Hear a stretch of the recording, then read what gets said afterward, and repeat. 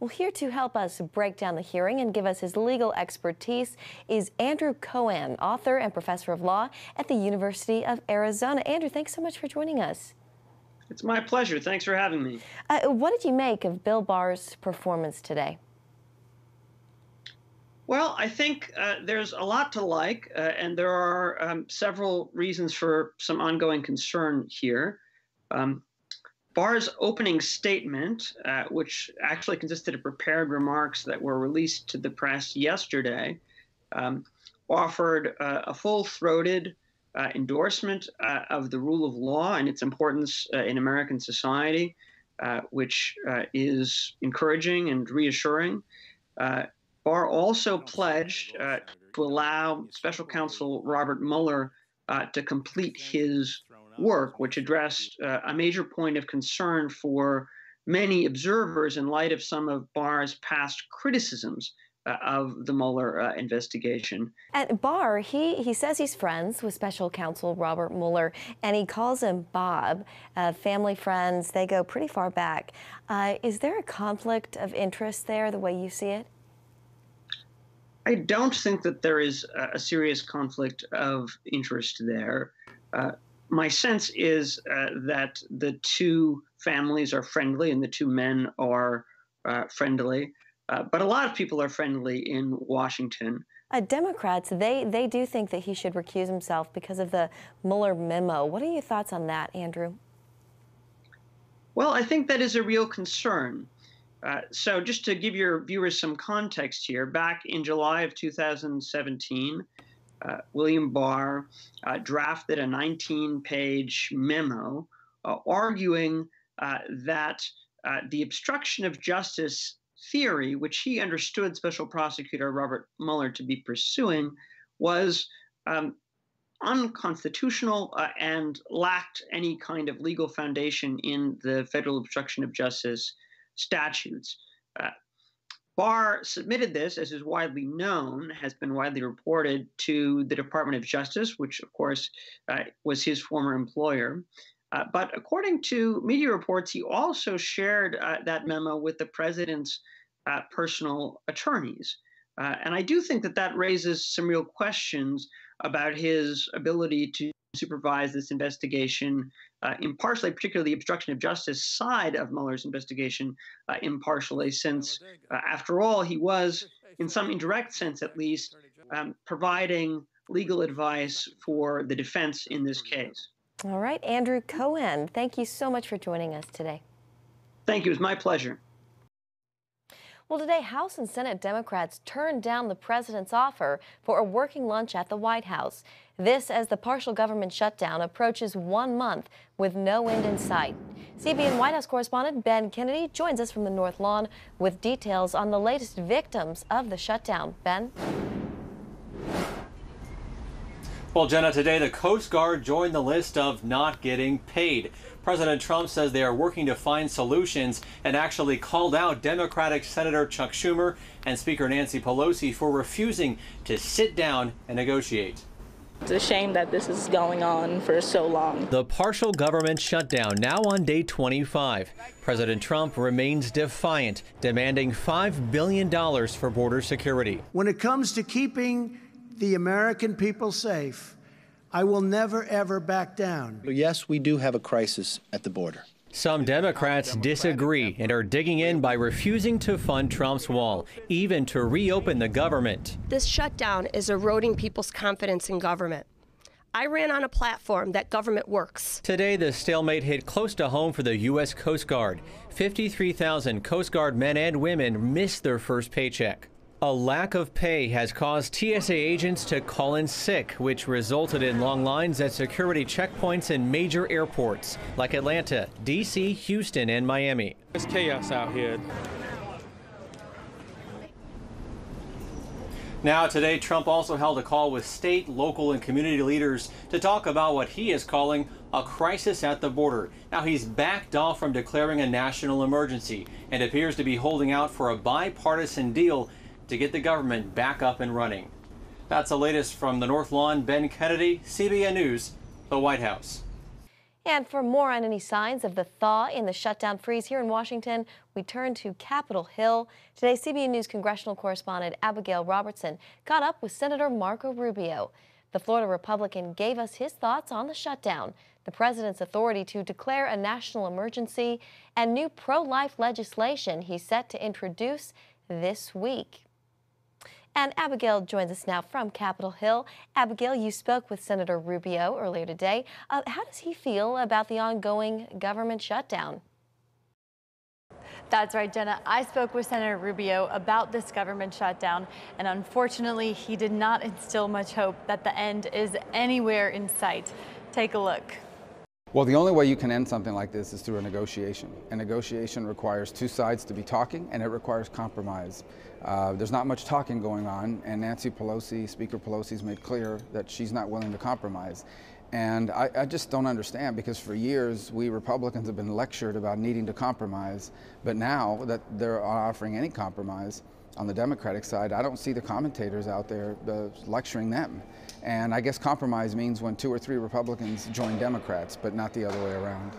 Majority Leader Mitch McConnell and Minority Leader Chuck Schumer echoed that same sentiment this afternoon, really saying that there's not really much of a compromise that's being floated, that both of them are willing to agree to reopen the government. They were both blaming the other side for this continued shutdown. And Senator Mitch McConnell said that if the government is not reopened next week, he will cancel the Senate's planned recess. Abigail, what does Senator Rubio have to say about the president declaring a national emergency to fund the wall? He says he agrees that there is a national emergency at the southern border, but he thinks that declaring the national emergency to get those border funds would set a dangerous precedent. So he does not want the president to do that. Here's what he had to say on that. I believe it's an emergency. I would hope he would not do that, and the reason why is because I think it sets a very dangerous precedent. Future presidents could latch on to that and use it to declare their own emergencies for policy aims that we may not be in favor of. The highest standard we hold here is the Constitution, and under that Constitution, our system of government has checks and balances. That sort of executive use of power, I think, exceeds it potentially, and certainly in spirit, if not in law. And I hope he doesn't do it, despite me believing it's an emergency. I think the best way to solve this is for the elected representatives of this people to do what we're supposed to be doing in the federal government, and that is protecting our country by securing our borders and dealing with the humanitarian crisis, which is the biggest issue here. You have families, and a huge increase in families with children trying to unlawfully cross the U.S. border. They are overwhelming our border agents, and it's creating a humanitarian catastrophe. That has to be dealt with.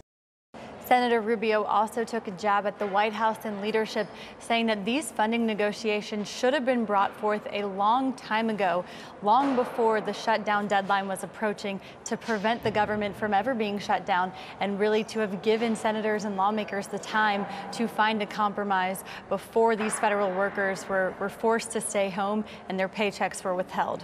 Abigail, in your interview, you also asked Senator Rubio, I know, about pro-life legislation that he's introducing ahead of this week's March for Life. What can you tell us about that? Well, this week we're seeing a lot of pro-life legislation being introduced in both the House and Senate. The bill that Senator Rubio put forth is really addressing the adults who are taking minors across state lines for the purposes of having an abortion, and these minors who are not their children, and they're taking them across state lines to make sure that the parents do not know that their children are getting abortions. So he's trying to make this illegal. So here's a little more about what he has to say about that. One I'm sponsoring under my name is Sienna, which is a bill that basically makes it a crime to move a minor across state lines for purposes of abortion unless their parents have been notified. Many states have parental notification laws, and some states do not. And so someone will take a minor. It could be, by the way, in the case of an adult that impregnated a minor and wants to cover it up, they take the minor, drive them across state lines to a state without parental notification requirements, and they have the abortion there, and that would make it a federal crime. Yeah. Do you think there's any hope you'll see any Democrat support for that? No, you know, they're pretty locked in and radical on that position, despite they say they're pro-choice, but in this particular case, it goes beyond that. It is the ability of some people to evade state laws. By being able to cross state lines, but they're opposed to anything because they will only do, sadly, whatever Planned Parenthood tells them they're allowed to do. and March for Life will take place this Friday.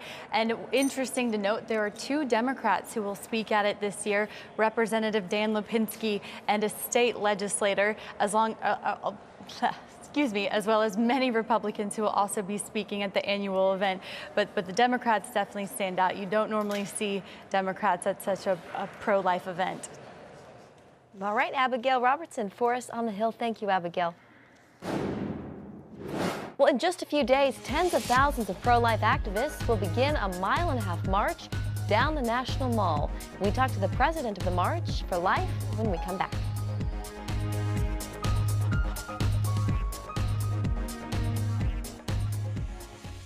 Are you currently on Medicare? In other words, do you carry the red, white, or blue Medicare card? If so, are you suffering from chronic back pain or knee pain?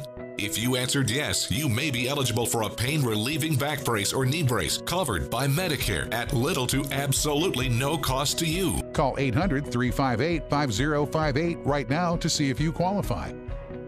These professional-grade back braces are ideal for lower back pain, rheumatoid and osteoarthritis, spinal disorders, stenosis, and other painful back problems. Our medical-grade durable knee braces are designed for those with osteoarthritis and general knee pain and weakness. Our accredited staff will handle all of the Medicare paperwork, and best of all, your brace is shipped directly to your home for free. Will you qualify for a Medicare-covered back brace or knee brace? There's only one way to find out. Call the Back and Knee Brace Center at 800-358-5058. That's 800-358-5058. Are you or a loved one between the ages of 50 to 80 years old? If you are younger than 80 years old, do you receive Social Security, disability, or Medicare? If you answered yes, you may qualify for $30,000 in funeral insurance for only pennies a day. The average funeral costs around $11,000, and Social Security only pays $255, leaving your loved ones to pay the balance. Call now to see if you qualify for $30,000 in funeral expense coverage from Senior Legacy Life. Your rate will never increase, your benefits will never decrease, and there is no medical exam, even if you have a pre-existing disease or illness.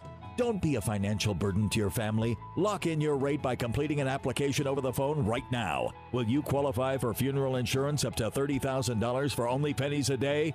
Find out for free by calling Senior Legacy Life. Call 1-800-914-7690. That's 1-800-914-7690. 1-800-914-7690.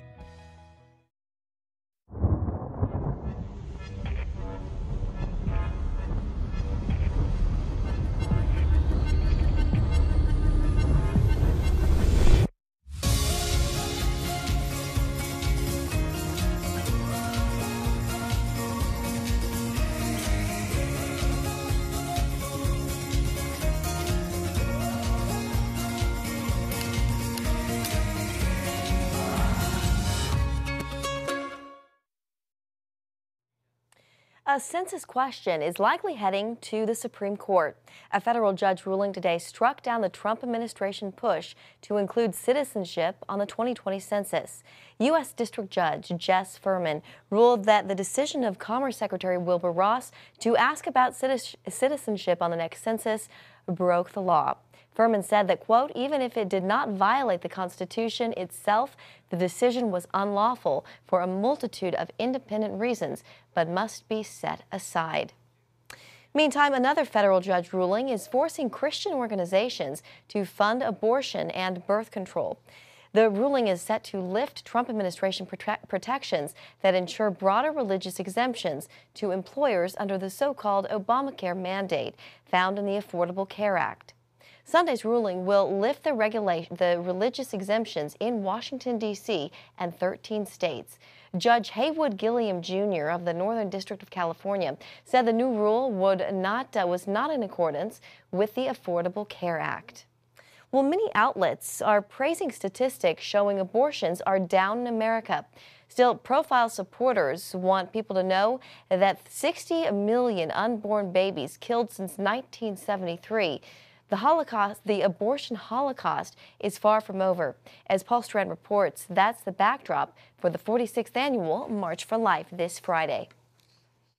Here on the National Mall, tens of thousands of participants will begin their 1.5-mile trek past the Capitol to the Supreme Court as part of the March for Life. This year, they see both victories and challenges for their cause. It's a tough battle to win hearts and minds so that abortion becomes unthinkable in our culture. March for Life President Jeannie Mancini says the new Democrat majority in the House of Representatives makes her job harder. With the House leadership in terms of committees and what have you, that side of the Congress is the most pro-abortion Congress that we've ever had. So I think, sadly, we're going to have to fight to keep the status quo. On the positive side, abortion clinics have dropped from their 1991 high of 2,176 to just 697 clinics now, an almost 80% decrease. And the yearly rate of the unborn killed in America has gone from more than 1 million in the late 1990s to less than 800,000 these last few years. The number of abortions is down every year, which speaks volumes. The number of abortion clinics is down under 700 for the first time ever. I mean, since like a year or two after Roe. The number of pregnancy care centers is the highest that it's ever been. As the nation honors the life of civil rights icon Martin Luther King Jr. this coming weekend, the point's being made how early abortion activists targeted the black population. Reverend Dean Nelson quotes Planned Parenthood founder Margaret Sanger. We don't want word to get out that we want to exterminate the Negro population. Sadly, that strategy has proven to be devastatingly effective. African American make up 12 to 13% of the adult, of the women population in America. However, over 33% of abortions are performed on African American women. And in a place like New York City? There are more abortions on black children than black children being born alive. Let's keep in mind that we've lost 60 million Americans to abortion. This is our 46th annual March for Life. These bad laws are still on the books. And that almost every year, or that every year we lose almost 800,000 people to abortion. So what can people do who want to battle for the unborn? Pray. I mean, we're in a spiritual battle here. Vote. Vote pro-life. Your vote matters. Get out there. Come to the March for Life. Go to your local March for Life. Bear witness to the truth of life. And do things like host a baby shower for your local pregnancy care center. As with each year, the march will end here at the Supreme Court, the same place the battle began in 1973. Participants vow to keep making the trek till the abortion fight is won. Paul Strand, CBN News, reporting from the Supreme Court and National Mall. Well, 100 years ago today, 21 Americans were killed when something horrible happened in Boston. When we come back, Paul Strand gives us the story of the curious series of events that led to a disaster. Do you support the president? Do you support Trump's tax plan? Are you concerned it will affect your retirement income in a post-Trump era? Help protect your financial future and call Annuity General for your complimentary book. From a leading financial firm that shows you ways to not run out of money, whether the market goes up or down. This free book reveals little-known secrets about annuity strategies in simple-to-understand terms that can protect your money for a lifetime. As a bonus, we'll also throw in a free annuity rate report summarizing the rates and benefits of annuities from hundreds of top-rated insurers, helping you find ways to get up to 33% more income in retirement. Invaluable advice for an uncertain age. That's right, 2 books both absolutely free for calling Annuity General. Help protect your financial future. Call 800-216-0342. That's 800-216-0342. Call now. Attention! If you currently do not get health insurance through your employer, or if you do not have health insurance, or if you just got divorced or married, had a baby, moved, or lost your health insurance coverage, listen closely. You are eligible for a new health care plan using Health Insurance America. A family of 4 can make up to $97,000 a year and still qualify for a new health care plan. Get coverage for doctor visits, prescriptions, hospital, dental, and vision for as little as $25 a week with copays as low as $0. Health insurance rates have nearly doubled in the last 3 years. Stop paying the rising cost of traditional major medical and learn how Health Insurance America is saving people thousands of dollars a year on their health care plans. Don't waste hours on the phone or on a government website. Talk to a live health care consultant right now. Call 1-800-940-5020. That's 1-800-940-5020. 1-800-940-5020.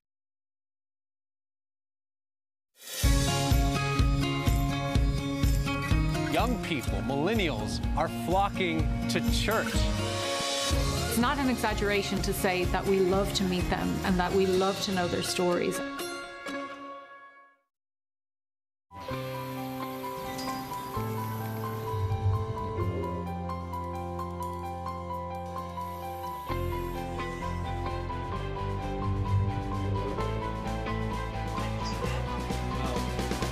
I am Region's first ROTC graduate student.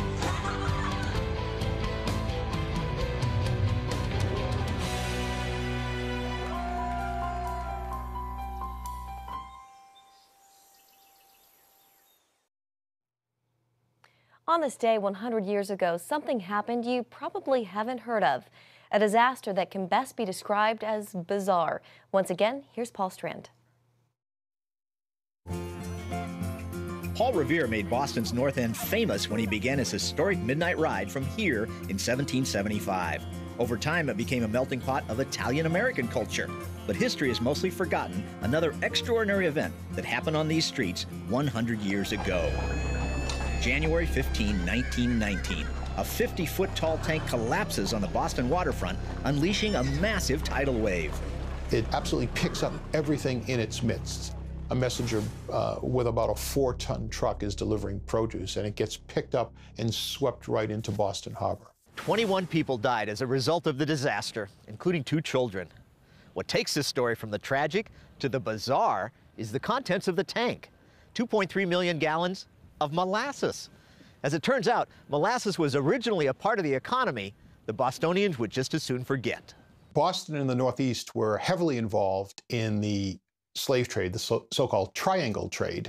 Ships sailed from Boston to West Africa, exchanging rum for slaves. Next stop, the West Indies, where the slaves were traded for molasses, which was then distilled into rum back in Boston as part of a continuing cycle. Fast forward to 1914 and World War I, when demand for molasses reaches an all-time high. By then, companies were converting molasses into industrial alcohol, a key component in manufacturing weapons. As historian Stephen Puleo describes in his book Dark Tide, United States Industrial Alcohol Company, or USIA, rushed to build a high-capacity tank in Boston's North End. In charge of the project, Treasurer Arthur P. Gell. The problem is he has no architectural experience, no technical experience, is unable to read plans and blueprints, doesn't know anything about a factor of safety, and barely asks anything about any of these things. By the time Gell locks in a location, he has only 2 months before the first large shipment of molasses is due to arrive. In the rush to finish the project, quality suffers. The tank begins to leak almost from the beginning. So much so that children from the North End would go down to the site and scoop up molasses with their pails and bring them home. At one point, Arthur P. Gell has the tank painted the color of molasses to disguise those leaks. After the war ends in November 1918, as the likelihood of prohibition approaches, the company switches gears to produce as much rum as possible before the 18th Amendment goes into effect. 3 months later, January 15, 1919, shortly after noon, a Boston police officer makes a routine call to headquarters. When he hears what he describes as this tremendous rumbling, grinding sound and the rat-tat-tat of what he feels is like machine gun bullets, he turns around and he sees this tank disintegrating before his eyes, the rat-tat-tat of the rivets, thousands of rivets in the tank pulling away. The 160-foot wide wave of molasses travels at a speed of 35 miles per hour, leveling off to a height of 25 feet. It crushes everything in its path, tearing this firehouse from its foundation, completely collapsing the first floor. The waterfront is unrecognizable. A criminal inquest finds USIA responsible for the catastrophe, but a grand jury files no charges. The only hope for justice for the victims is a civil suit.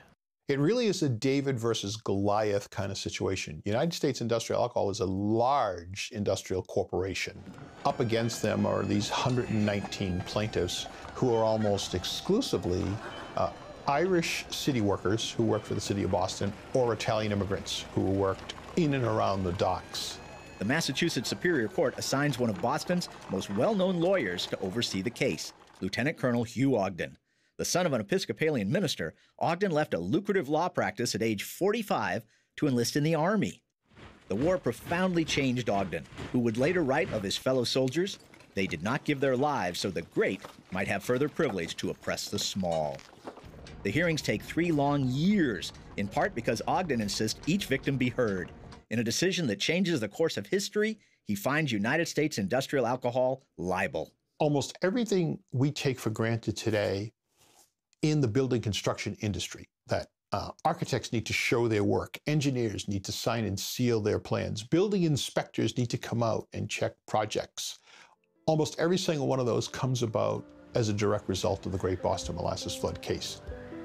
It has been said that God uses ordinary people to carry out his extraordinary plans. Such is the case with you, Ogden. Although his name has been lost to history, his legacy is undeniable. Paul Strand, CBN News. Yeah, extraordinary indeed. Well, that is going to do it for Faith Nation. Thanks for joining us and have a great evening.